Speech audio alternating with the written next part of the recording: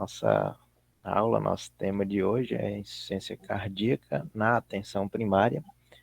O enfoque realmente vai ser mais voltado para a atenção primária mesmo, né, que é o contexto onde a gente está inserido.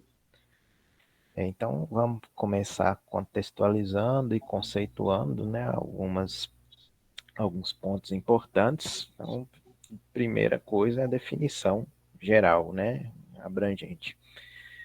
Como o próprio nome já nos faz remeter, insuficiência vai referir-se a uma incapacidade, né? Então, a insuficiência cardíaca, conforme a diretriz brasileira de 2018, ela é definida como uma síndrome clínica complexa na qual o coração é incapaz de bombear sangue de forma a atender às necessidades metabólicas dos tecidos ou só é capaz de fazê-lo com elevadas pressões de enchimento. Ou seja, remete a esse contexto aí do burrinho de carga ali mesmo, igual na figura que a gente tem ali, que não está dando conta de carregar ali a sua carguinha. Então, o coração que não dá conta de bombear. Então, a grosso modo, é uma ilustração aí que nos faz remeter a esse conceito básico. E a gente pode classificá-la de algumas formas. Então, tem um modo de classificar em aguda e crônica, sendo que a crônica é o que a gente vai ter mais contato na atenção primária, e, como o próprio nome já diz, indica uma patologia de natureza arrastada, progressiva e persistente. E o perfil clínico desse paciente, que vai evoluir com insuficiência cardíaca crônica, são os idosos portadores de diversas etiologias, sendo que a isquêmica é a mais prevalente no Brasil, e esses idosos geralmente têm uma alta frequência de doenças associadas, como hipertensão e diabetes. Então, é o perfil realmente típico de atenção primária, a insuficiência cardíaca crônica. Já a insuficiência cardíaca aguda, ela fica reservada para definir como alterações rápidas ou graduais de sinais e sintomas, resultando em necessidade de terapia urgente. Vale lembrar que a crônica ela pode agudizar. Então, toda insuficiência cardíaca, um dia, às vezes, ela foi aguda ou vai agudizar. Então, relembrando, a crônica é o que a gente vai ter mais contato, é o que a gente precisa saber manejar na atenção primária, e a aguda é aquele paciente que vai chegar encharcado, demasiado, com dispneia, no pronto-socorro. Então, o nosso enfoque na aula hoje vai ser principalmente na insuficiência cardíaca crônica. E a gente tem um alerta da questão do aumento da prevalência, né? Então, 62 milhões de pessoas, estimado estar hoje, na verdade isso aqui é de 2015, esse dado, hoje é muito mais. Então, né, em 2015, né, estimava-se que 62 milhões de pessoas estavam convivendo com a insuficiência cardíaca.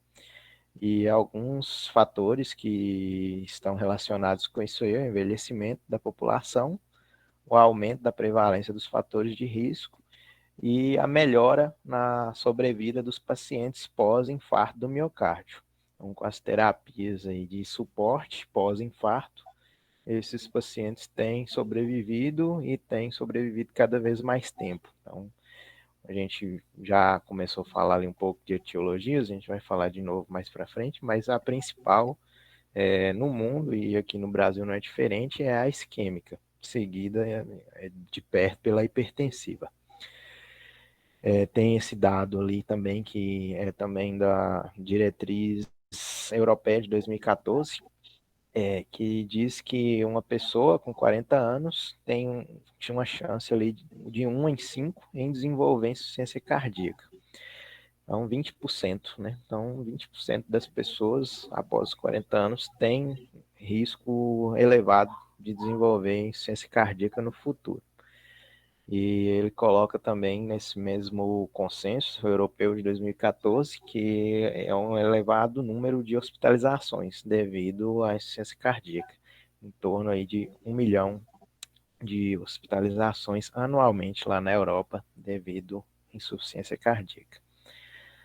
E a gente percebe que essa questão dos fatores de risco aí é muito importante. Então, para relembrar alguns e para fazer essa associação aí com esse aumento da prevalência, a gente tem a hipertensão arterial, o diabetes, a obesidade, a dislipidemia e o envelhecimento. Então, são os principais fatores de risco que a gente percebe que são condições que cada vez são mais prevalentes em nosso meio, e na atenção primária não é diferente. Então, tem que fazer prevenção em cima desses principais fatores de risco para se evitar que o paciente evolua para uma insuficiência cardíaca propriamente dita e clinicamente sintomática. Essa é a grande importância e uma das grandes importâncias da atenção primária, atuar também na prevenção. Então, falando aqui um pouco mais detalhado das etiologias, então a gente percebe nesse slide aqui, nessa figura, que realmente temos várias. Eu destaco essas que estão circuladas por serem assim as mais comuns. A isquêmica, os materiais, os consensos, as diretrizes são unânimes em apontar como a primeira, mas a hipertensiva não fica muito longe não, cada vez mais perto. Então, um paciente com hipertensão crônica descompensada, é aquele paciente ali que não toma o remédio direito, que fica ali com seu 16/10, seu 18/10 todo dia, que acha que hipertensão não dá sintoma e que ele não precisa tomar remédio. Então, daqui 5, 10 anos, com essa descompensação aí, esses níveis persistentemente elevados, ele quase que inexoravelmente ele vai evoluir para uma forma ou outra de insuficiência cardíaca, seja a que a gente vai falar mais para frente ali, a sistólica ou a diastólica. A doença de Chagas também ainda é muito prevalente em nosso meio, tem diminuído, né, mas ainda é muito prevalente. Região norte de Minas, sul da Bahia ainda tem, inclusive casos novos, tem diminuído, né, mas ainda temos. A valvar também é bastante prevalente. As cardiomiopatias congênitas também podem levar à insuficiência cardíaca. E eu vou chamar a atenção aqui também para as miocardites, que está lá embaixo, não eram assim uma causa assim tão prevalente, tão em voga. Essa diretriz aqui é de 2018, a diretriz pré-Covid, né? Então, as miocardites, elas, principalmente as de etiologia infecciosa, elas ganharam aí um enfoque muito grande com a Covid também. Então, tivemos muitos pacientes que evoluíram com miocardite e devido à infecção pela Covid e evoluíram com insuficiência cardíaca. Eu particularmente acompanhei 2 pacientes, um idoso e um jovem com miocardite pós-Covid. O idoso realmente evolui mal, precisa de muitas medicações para controle. E tive um paciente jovem também, sem comorbidades, em torno ali de 30, 35 anos, que assim não tinha realmente nenhuma doença, não tinha nenhum sintoma de insuficiência cardíaca e ele fez uma miocardite grave. Ele chegou à fração de ejeção de 20%, muito baixa mesmo, mas assim, por ser jovem e previamente ígido, ele evoluiu bem. Hoje está com só beta bloqueador e ECA, fração de ejeção melhorou muito, muito, acima de 40 já atualmente. Então ele recuperou muito bem, esse paciente que era jovem. Mas a gente teve aí, então, realmente que é um enfoque aí, tem que dar um enfoque aí nessas miocardites virais, provavelmente nas próximas diretrizes brasileiras que sair, ele já vai subir um pouco aí essas miocardites mais para cima ali no âmbito das causas e deve ser dado algum enfoque maior. E a gente tem ainda que a insuficiência cardíaca ela pode ser causada por uma anormalidade na função sistólica, que seria decorrente da redução do volume sistólico, vai ser chamada insuficiência cardíaca sistólica, ou pode ser uma anormalidade da alteração da função diastólica, resultante de um defeito no enchimento ventricular, chamada insuficiência cardíaca diastólica. Em muitos pacientes, obviamente, vão coexistir essas duas disfunções. A sistólica ela é mais frequente em estágios mais avançados da insuficiência cardíaca, e às vezes aquele paciente que é hipertenso descompensado, ele abre com insuficiência cardíaca diastólica. Num primeiro momento, ele faz um relaxamento anormal do átrio, mas sem ter uma alteração do volume sistólico final da fração de ejeção. É muito comum, então, o hipertenso chegar para você com a fração de ejeção boa e com um relaxamento diastólico anormal, inicialmente. Se você não consegue melhorar o controle da hipertensão, do fator de risco dele, não otimiza tratamento, inevitavelmente ele evolui para uma disfunção sistólica, que como está aqui na figurinha, está circulado ali para destacar, a gente tem que os ventrículos começam a bombear menos do que 50%, que é considerada a fração de ejeção normal acima de 50%. Então, quando abaixa de 50%, a gente vai falar em uma disfunção sistólica. Já na disfunção diastólica, os ventrículos mantêm uma fração de ejeção boa, mas como o enchimento é prejudicado, relativamente ela é insuficiente para suprir ali a necessidade tissular daquele indivíduo, e ele acaba ficando sintomático, tendo assim algum grau de dispneia, de ortopneia, principalmente aos esforços, devido a ser insuficiente para suprir a demanda metabólica ali daquele indivíduo durante principalmente uma atividade de esforço. Então, o paciente com disfunção diastólica, ele vai manifestar principalmente com dispneia aos esforços, porque ele no repouso ele consegue manter ainda ali uma fração de ejeção boa. Aqui uma outra classificação interessante, que é a classificação anatômica, né? Coloco esse slide aqui para chamar a atenção. A gente pode dividir também insuficiência cardíaca em insuficiência cardíaca do lado direito do coração e insuficiência cardíaca do lado esquerdo. E nisso aqui a gente precisa romper com o estereótipo e desmistificar a questão do edema, porque a gente vai observar que tem essa figurinha aqui clássica da circulação, que as causas mais prevalentes, de longe, são as duas primeiras, que são a isquêmica e a hipertensiva. Então, normalmente, o lado do coração afetado por essas duas causas mais prevalentes é o lado esquerdo.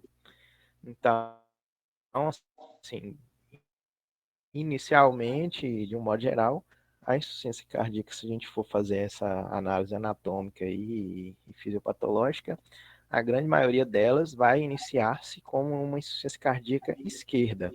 Então, tendo em vista isso e analisando essa figura aqui, o que a gente observa? O coração do lado esquerdo, o que está acontecendo com ele? Ele recebe sangue oxigenado da circulação pulmonar e ele vai bombear esse sangue oxigenado para o corpo.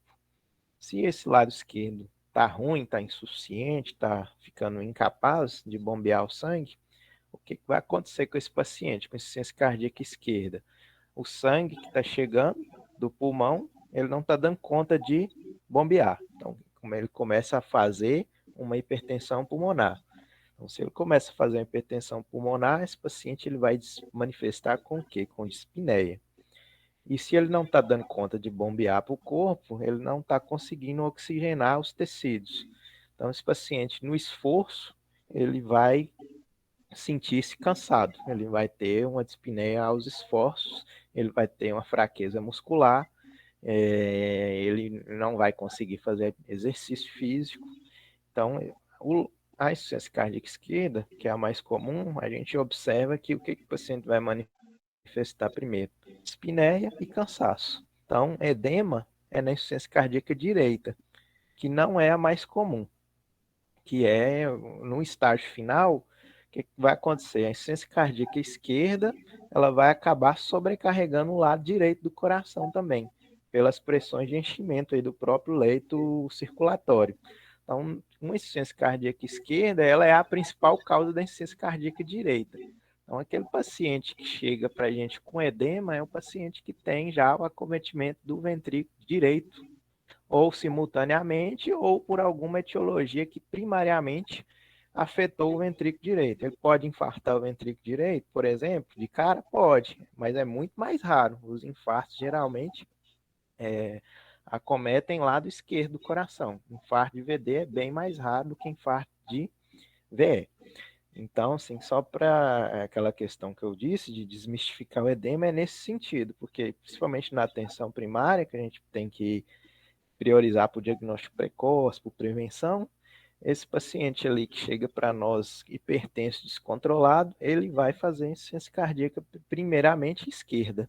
Então é um paciente que vai chegar para a gente com cansaço, com dispneia, ele não vai chegar encharcado, com os pés lá com cacifo 3 em 4, 4 em 4. Esse paciente que chega já encharcado, muitas vezes ele vai parar no pronto-socorro. Ele já está num grau muito mais avançado de insuficiência cardíaca. Então, só para a gente refletir sobre isso aí.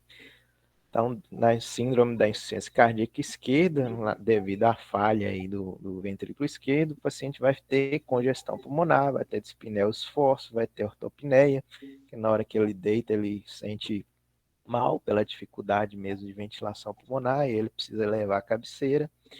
E as causas principais da insuficiência cardíaca esquerda é a hipertensão cronicamente descompensada, sequela do infarto, síndrome coronariana aguda, doença de Chagas também pode levar à insuficiência cardíaca de ventrículo esquerdo. As doenças valvares do tipo regurgitação mitral ou estenose aórtica grave também são causas de acometimento primário do ventrículo esquerdo. Já na falha de ventrículo direito, aí sim a gente vai ter a congestão venosa, urgência jugular, edema de membro inferior, hepatomegalia, ascite, anasarca. E as causas, uma das mais comuns, até como eu já adiantei, é a progressão da insuficiência cardíaca esquerda, paciente que às vezes não é abordado ali de forma intensiva na insuficiência cardíaca esquerda, ele acaba evoluindo para acometimento do lado direito também. O corpo pulmonar, que é quando o paciente faz uma doença pulmonar grave, como por exemplo uma DPOC já avançada, doenças que cursam com hipertensão pulmonar, e ele acaba sobrecarregando primariamente o lado direito do coração devido a essa hipertensão pulmonar. Então, o próprio DPLC, pneumoconiose, doenças valvares do tipo regurgitação tricúspide ou estenose pulmonar grave também podem levar a acometimento primário do ventrículo direito. Então, até o momento, a gente pode fazer aqui uma retomada, que a gente viu a classificação, a gente viu a diferença da aguda e da crônica. De longe, na atenção primária, a gente vai pegar muito crônica. A aguda, geralmente, é já mais de manejo hospitalar. A crônica, às vezes, agudiza, né? A sistólica versus a diastólica, quando o débito cardíaco está comprometido, o volume sistólico, a fração de ejeção está comprometida, a gente vai ter a insuficiência cardíaca sistólica. A gente tem a diastólica quando tem um relaxamento anormal dos átrios, então o paciente não consegue, o sangue não chega em quantidade suficiente para o ventrículo bombear, apesar de manter uma fração de ejeção preservada, por não chegar o sangue suficiente, ele relativamente vai ser insuficiente para suprir a demanda metabólica ali do organismo. Então, essa é a diastólica. Direita e esquerda, a gente acabou de ver a classificação ali. E temos a classificação ao ecodoppler cardiograma, que é de acordo com a fração de ejeção, que vai ser importantíssima a gente saber, porque é o que, de acordo com o estágio clínico também, que a gente vai ver mais para frente, é o que vai nortear a nossa conduta. Então, de acordo com o eco, a gente vai classificar em 3 grupos. Então, insuficiência cardíaca com fração de ejeção reduzida, que é que predomina, né, a disfunção sistólica global do ventrículo esquerdo, e a fração de ejeção vai estar abaixo de 40%. Temos o outro grupo, que é o paciente com insuficiência cardíaca com fração de ejeção preservada, a chamada ICFEP. O enchimento do ventrículo fica comprometido, então é aquele caso do relaxamento diastólico anormal. Então, a fração de ejeção desse paciente está preservada, ela está maior que 50%. Porém, é insuficiente para atender a demanda metabólica e o paciente fica sintomático. E temos uma zona de penumbra, que é chamada insuficiência cardíaca com fração de ejeção no intervalo médio. Esse paciente está entre 40% e 50% de fração de ejeção, e a importância desse risco aqui, desse grupo, é que ele tem alto risco de evoluir no futuro para uma fração de ejeção reduzida. Então, são pacientes que merecem atenção, esses com fração de ejeção aí nesse intervalo obscuro, para controle dos fatores de risco, né? Então, controle intensivo do tratamento da hipertensão, do diabetes, da obesidade, do tabagismo. Então, esses pacientes, eles merecem um aconselhamento mais rigoroso sobre o risco que eles estão correndo. Nós temos a classificação funcional da New York Heart Association, a NYHA, que ela é de acordo com a gravidade dos sintomas. Então, tem a classe funcional 1, que é o paciente assintomático, o paciente tem a doença cardíaca, mas não tem limitação para as atividades habituais. O grau 2 do New York Heart é o paciente com dispneia aos moderados esforços, sintomas com atividades habituais, e a limitação aqui, por enquanto, ainda é leve.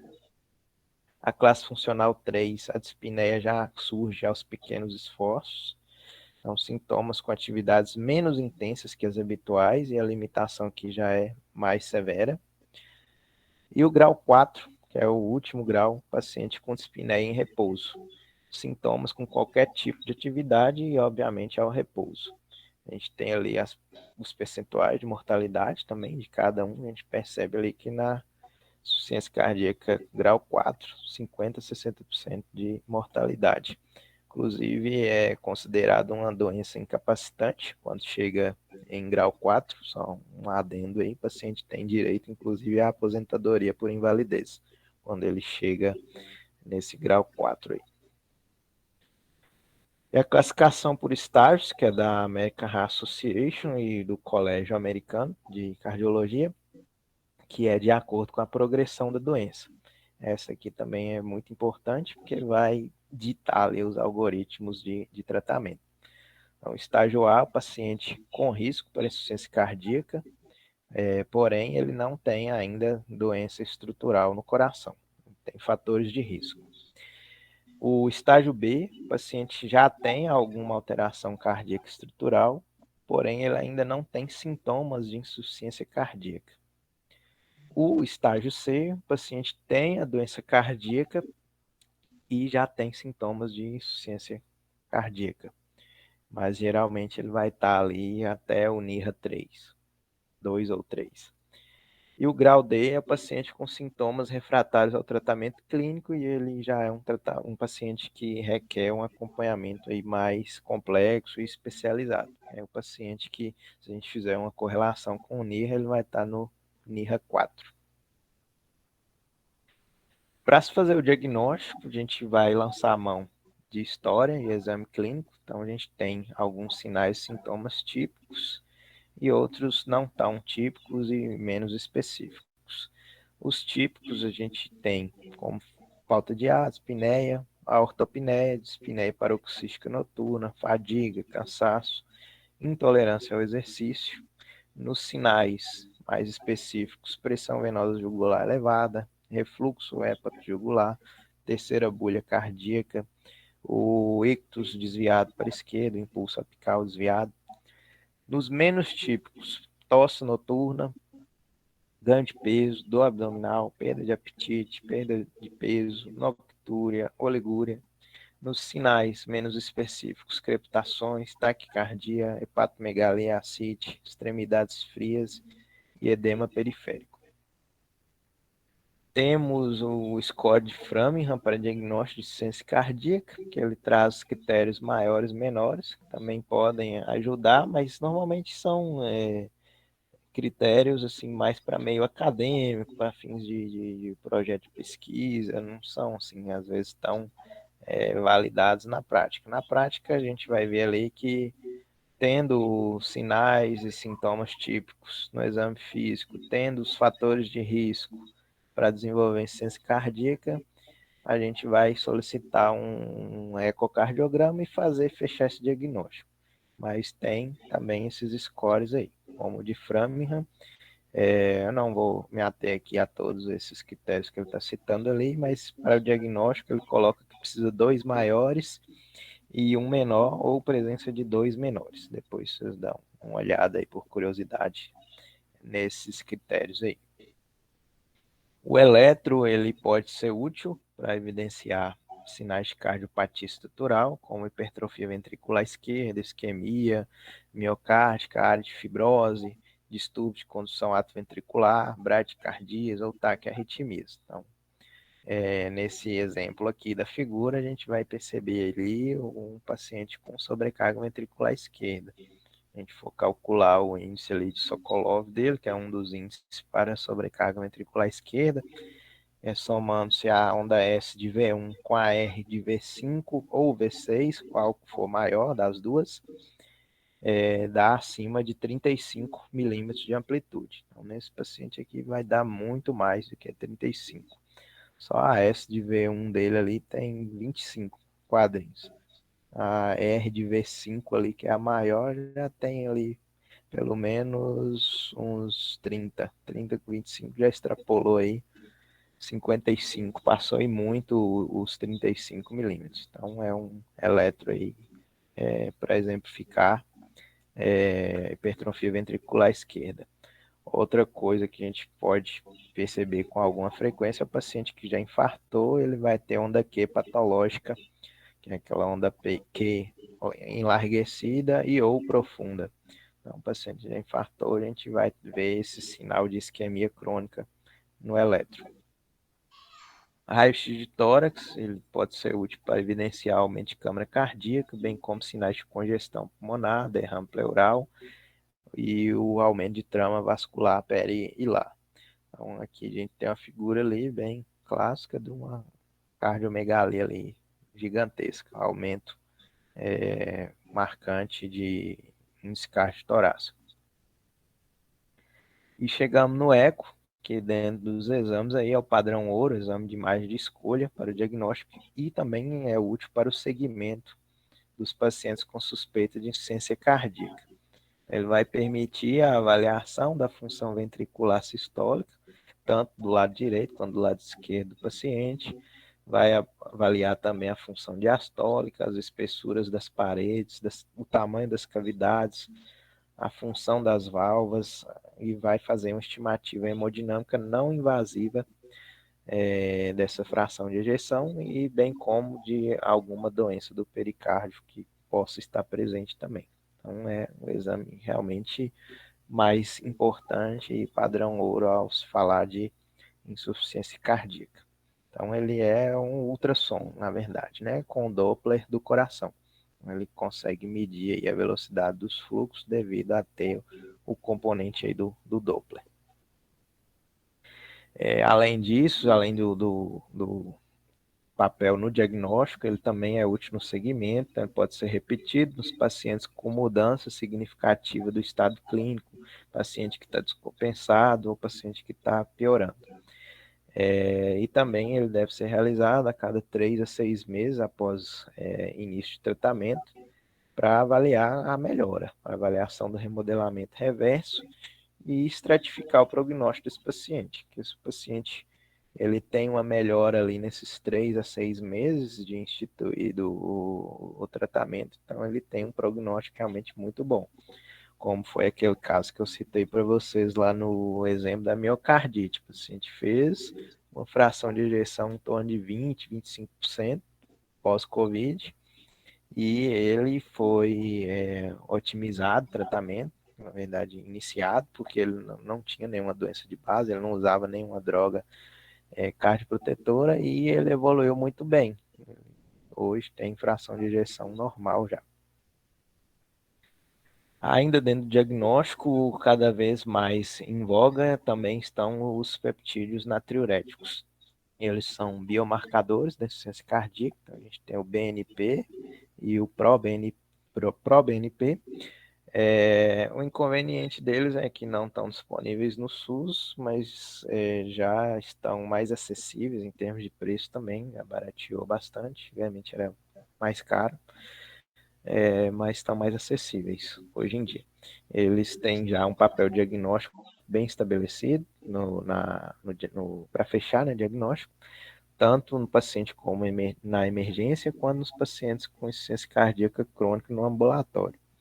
Eles são muito úteis também para excluir o diagnóstico de insuficiência cardíaca quando estão negativos, então o BNP abaixo de 35 e o ProBNP abaixo de 125, são excludentes, né, para diagnóstico de insuficiência cardíaca, nesses valores aí abaixo. E também são úteis para fazer o segmento e marcadores de prognóstico. Então, se o paciente ele começa com um BNP ou um ProBNP muito alto, você institui tratamento e esses níveis caem, então ele fala a favor de ter um prognóstico melhor. Algumas das limitações deles podem estar elevados na presença de anemia, na insuficiência renal crônica e nos idosos, e podem estar um pouco mais baixos na presença da obesidade. Então, tem essas limitações aí. Aqui, para a gente fechar essa parte do diagnóstico, é um algoritmo que ele retoma tudo que a gente falou aí dos exames. É um paciente que chegou com a anamnese, com o exame físico sugestivo. Os primeiros exames ali vão ser o eletro e o raio-x, vai confirmar se tem uma suspeita clínica mesmo, insuficiência cardíaca, através da associação desses dados, e você vai graduar essa suspeita em baixa, intermediária ou alta. Por exemplo, se ele tem uma cardiomegalia, ele já, no raio-x, ele já pula ali para uma probabilidade alta, né? No paciente de baixa probabilidade, que às vezes assim o sintoma não é tão típico, o eletro-raio-x está bom, então é um paciente de mais baixa probabilidade. Esse algoritmo ele sugere, se disponível, fazer os peptídeos natriuréticos, que caso estejam abaixo de 35 para o BNP e abaixo de 125 para o BNP, vão excluir o diagnóstico de insuficiência cardíaca nesse paciente de baixa probabilidade. E aí você vai ter que reavaliar esses sintomas e procurar outra causa para eles que não a insuficiência cardíaca. Agora, se os peptídeos não estão disponíveis, você passa para o algoritmo ali do ecocardiograma, que já vai te direcionar quanto à avaliação estrutural desse coração, da fração de ejeção, e já vai te direcionar quanto à função diastólica também. Se esse eco vem normal, também você exclui diagnóstico de insuficiência cardíaca. Agora, se o eco vem alterado, aí ele já vai te direcionar a qual que é o subtipo de insuficiência cardíaca que você está diante. Se é uma insuficiência cardíaca com fração de ejeção reduzida, intermediária ou preservada. E aí você vai implementar o tratamento de acordo com essa graduação aí ecocardiográfica. Então, quando a gente observa aqueles estágios que a gente colocou, o estágio A é o paciente que ainda não tem C e ainda não tem doença cardíaca. Então, nesse estágio, a gente vai falar em prevenção. Então, o que está recomendado para esse paciente? É o tratamento da hipertensão de forma rigorosa, intensiva, interrupção do tabagismo, redução da ingesta excessiva de álcool, uso de estatina para paciente com doença aterosclerótica e alto risco cardiovascular, estabelecimento de meta pressórica de pressão sistólica abaixo de 120 para hipertensos com risco cardiovascular elevado e o uso de empaglifosina nos pacientes diabéticos. Então, essas são as recomendações mais fortes que devem ser intensificadas nesse paciente estágio A, que é o paciente que não tem IC e que não tem doença cardíaca estrutural. No estágio B, ainda também é um paciente que ainda não tem IC, mas aqui ele já evolui com uma doença cardíaca estrutural. Então, esse paciente aqui, resumindo o que está aqui no balãozinho, tem as recomendações mais detalhadas ali no quadrinho, mas basicamente ele vai falar de usar o IECA para todos, IECA ou BRA. Leia-se sempre quando falar IECA, o IECA ou BRA, o bloqueador do receptor de angiotensina. E o beta-bloqueador, desde que tolerado pelo paciente. O paciente, às vezes, não tolera tanto o beta-bloqueador porque, às vezes, dá hipotensão, diminui a frequência cardíaca e, às vezes, ele acaba não tolerando, mas se tolerado, IECA e beta-bloqueador para todo mundo que estiver aqui no estágio B. E ainda tem a recomendação da espironolactona associada ao IECA e o beta-bloqueador, se for um paciente pós-infarto, com fração de ejeção abaixo de 40 e diabetes.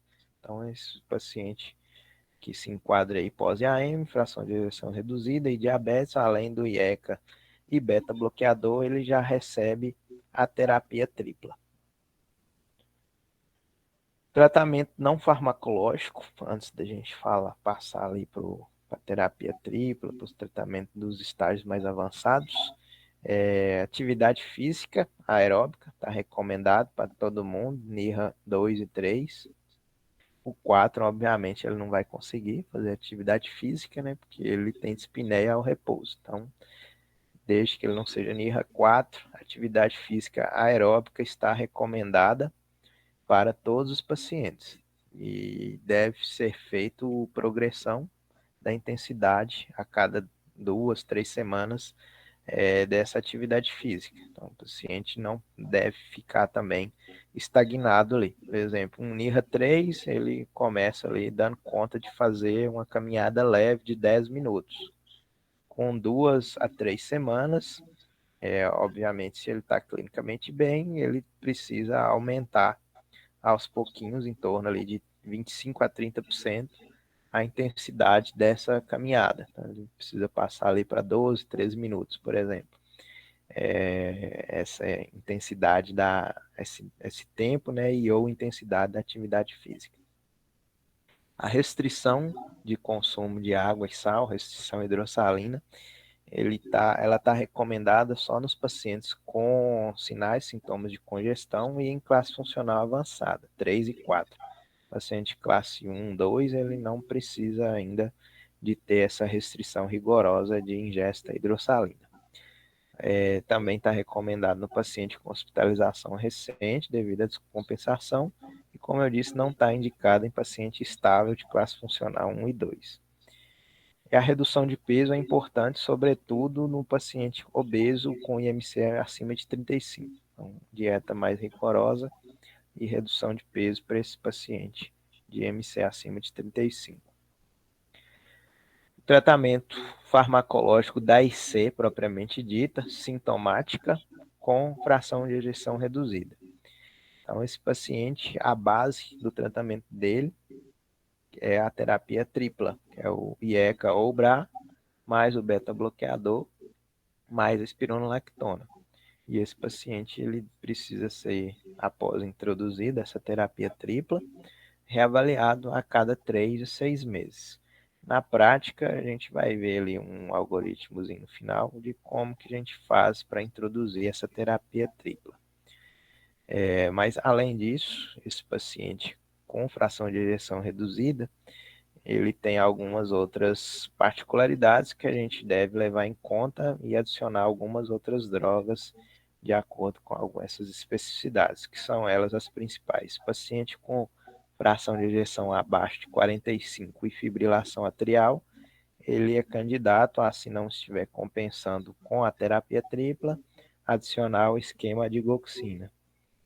O paciente com fração de ejeção abaixo de 40 e sintomático, apesar de terapia tripla, ele é candidato a receber o inibidor do SGLT2, que é a empaglifosina, que é utilizada primariamente no tratamento do diabetes, mas na diretriz europeia de 2021 já está liberado o uso para insuficiência cardíaca, empaglifosina e dapaglifosina, que são os inibidores do cotransportador de sódio e glicose tipo 2. Então, mesmo que o paciente não seja diabético, já vem essa recomendação na diretriz de 2021. Pode-se adicionar DAPA ou empaglifosina na terapia tripla se ele mantivesse sintomático. A diretriz brasileira, eu reforço para vocês, ela é de 2018, então ela ainda não trazia muito sobre os inibidores do SGLT2. Provavelmente na atualização, que deve estar para sair aí, já vai trazer essa mesma recomendação da diretriz europeia. Se a fração de ejeção tiver abaixo de 35 e o paciente mantém-se sintomático, pode trocar o IECA ou o BRA que ele estiver usando pela combinação de sacubitril com valsartan. O nome comercial aí é o Entresto, que é o único que existe até o momento no mercado. Bastante caro, mas costuma ser efetivo. É uma droga que às vezes resgata esse paciente aí.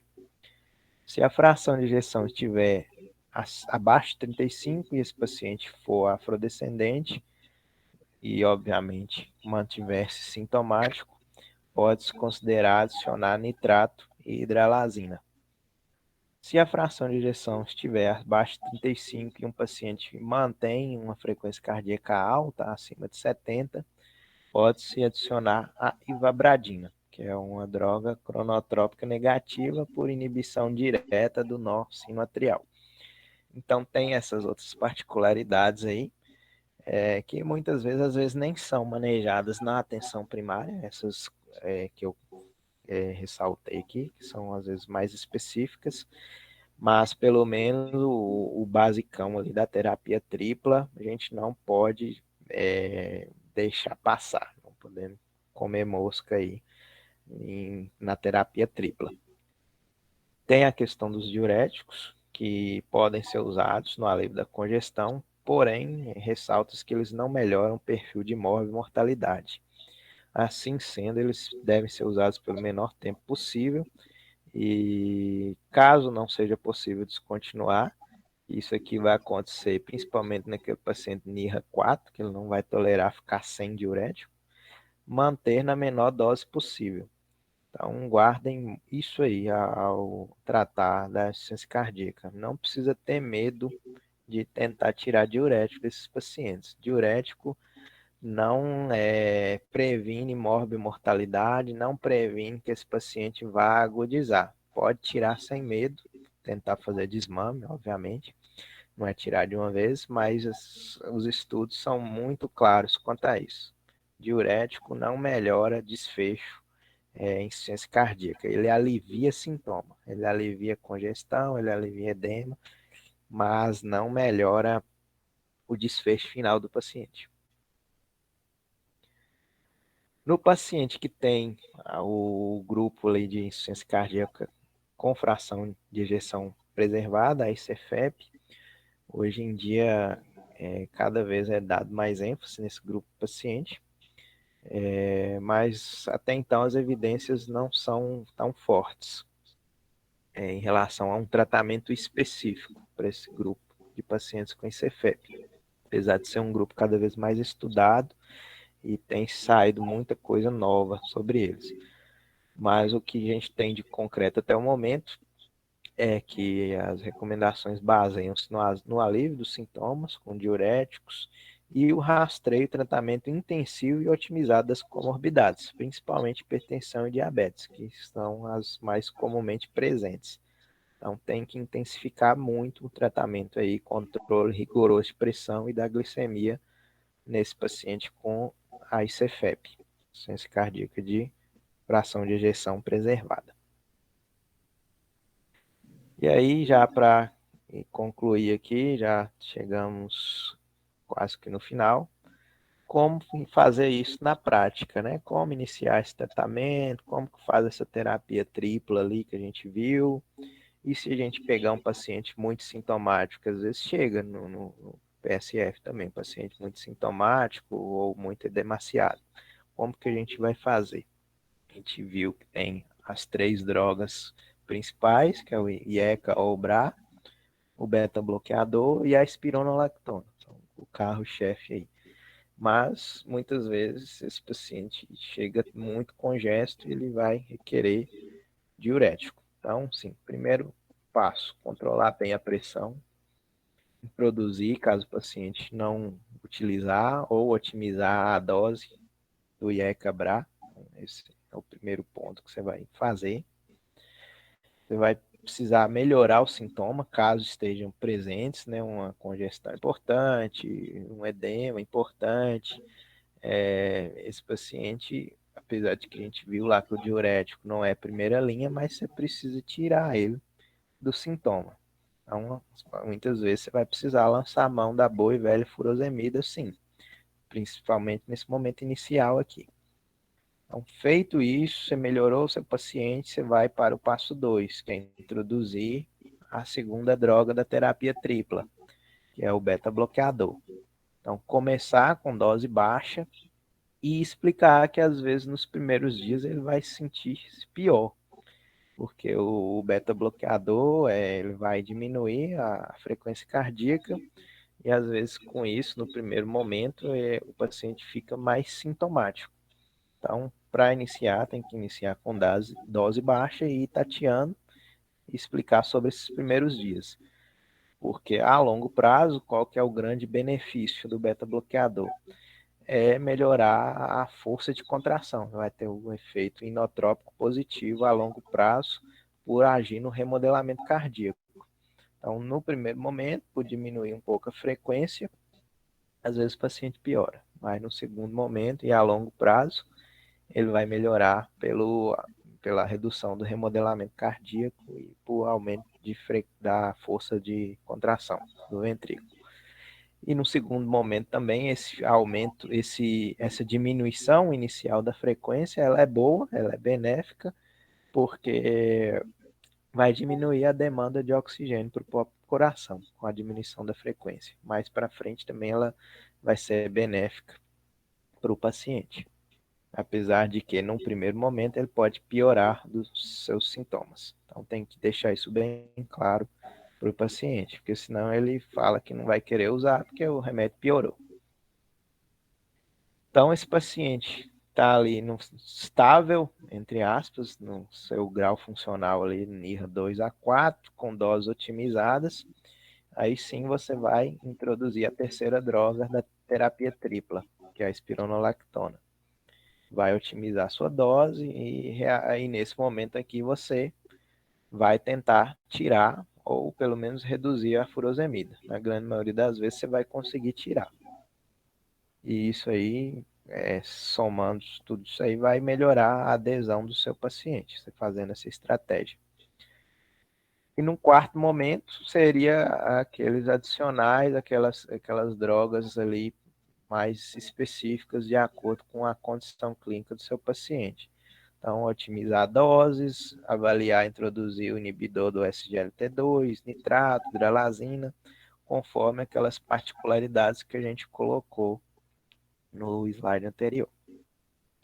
Então, basicamente, era isso aí que a gente tinha para falar de insuficiência cardíaca, reforçar a importância aí do papel de prevenção, de abordar os fatores de risco na atenção primária,